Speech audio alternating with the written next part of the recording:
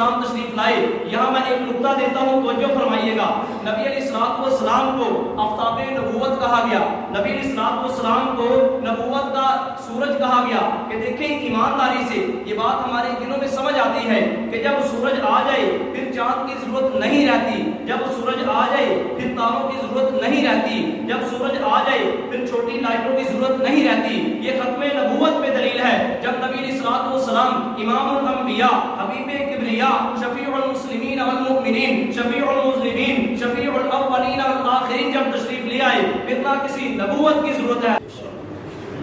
अब जो भी वली होगा नबी अलैहिस्सलाम के जूतों पे कुर्बान होके वली होगा। अब जो भी गौस कुतुब और अब्दाल होगा नबी अलैहिस्सलाम की मुबारक जूतियों पे कुर्बान होगा। हमने मिर्जाइयों से पूछा, अरे तुम मिर्जा गुलाम अहमद कादियानी को नबी मानते हो, तुम क्यों इस तरह कहते हो? ये बात ज़हन के अंदर रखें। इमाम आज़म अबू हनीफा रहमतुल्लाह अलैह ने फतवा दिया, फरमाया कि ये बात अपने ज़हन के अंदर रखो। जब अल्लाह रब्बुल इज़्ज़त ने कुरान पाक में इरशाद फरमाया, क्या इरशाद फरमाते हैं? वलाकिन रसूलुल्लाहि व खातमुन नबिय्यीन, नबियों की मोहर है। एक खत के अंदर लिफाफा डाला, उस लेटर पैड को उस लिफाफे के अंदर डाल के ऊपर से मोहर लगाई। अरे वजह क्या है? जब तुमने खत उसके अंदर लिखकर डाला, उसके नीचे मोहर लगाई, साइन किए, वजह क्या है? कहते हैं भाई वजह ये है, मोहर इसलिए लगाई ये बताने के लिए इससे आगे और तहरीर नहीं है। अरे तुमने इसके नीचे साइन क्यों किए, ये मोहर क्यों लगाई, ये समझाने के लिए इससे आगे तहरीर नहीं है। फिर हम भी यूं कहते हैं, अहले सुन्नत और मुसलमान ये बात कहते हैं, नबी सल्लल्लाहु को खातमुन नबिय्यीन मोहर क्यों फरमाया? अल्लाह रब्बुल इज़्ज़त ने हमें ये बात समझाई। नबी सल्लल्लाहु की मिसाल किस तरह है? आप प्यारे आका सल्लल्लाहु ने फरमाया, मेरी मिसाल तो ऐसे है जैसे एक महल है, उस महल के अंदर ईंटें लग चुकी, तमाम काम हो चुके, लेकिन एक ईंट की जगह बाकी रह गई है।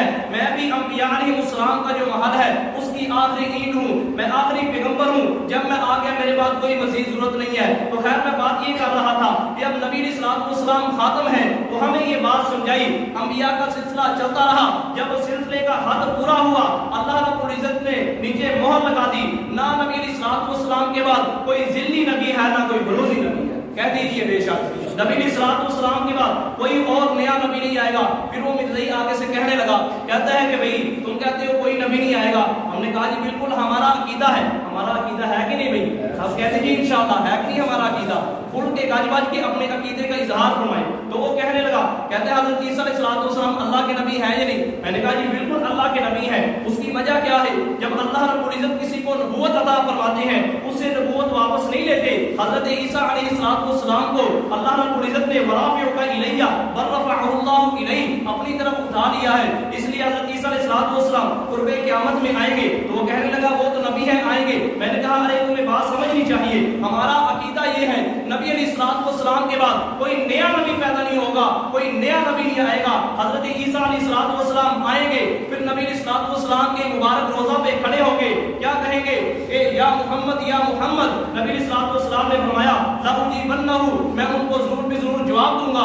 आज भी रोज़ा रसूल के अंदर एक कब्र की जगह मौजूद है, हज़रत ईसा बिन मरियम अलैहिस्सलाम के लिए है। हमने कहा हज़रत ईसा अलैहिस्सलाम आएंगे, नए नबी नहीं होंगे, पुराने नबी होंगे। नबी अलैहिस्सलाम के उम्मती बन के आएंगे और नबी अलैहिस्सलाम के इस्लाम की इशाअत करेंगे।